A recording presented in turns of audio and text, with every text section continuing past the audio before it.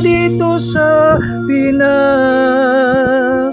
Subukan nyo naman ang forest at baka matulungan at baka madagdagan ang puhunan ninyong lahat. Tao po, nandyan po ba kayo sa loob ng 4H at kaming kumakatok sa malawak na bakuran? Nandyan po ba si Sergio at kami nakapila sa labas upang humingi ng pabor para makapangutang? Wala kaming hanapin pa dahil masaya dito kung ikay 4Hers at maraming benepisyo ang binibigay kasama ang insurance, medical at iba pang makakatulong para sa membro ng 4H Philippines Microlending Corporation. Sabi nga dito rin matatagpuan ang taong nagmamalasakit. Saan ka pa sa 4H Philippines? Subukan naman sa Pinas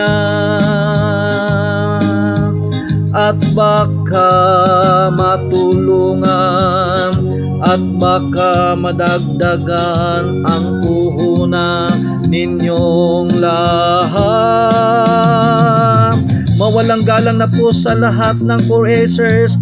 Ako'y nagtatanong kung masaya ba kayo sa 4H at hindi ninyo makakalimutan ang lahat ng kabutihan na ibinibigay, lalo na po kung matagal na miyembro, dahil ang 4H 7 years na sa Pinas. Saan man dako ang makikita ang 4H, Luzon, Visayas at Mindanao na, sa Iloilo, Bacolod, Zamboanga, Cebu, Bicol, Manila, Quezon City, Las Piñas, Cavite at iba pa, at bubuksan pa na branch sa lahat ng dako ng Pilipinas na makatulong sa ating mga pangangailangan.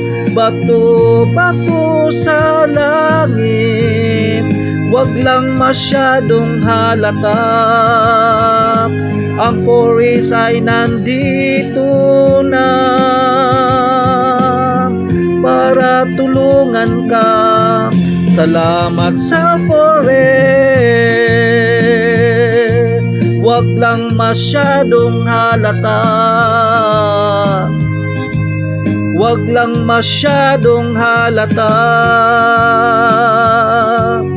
Wag lang masyadong halata. Salamat sa 4H.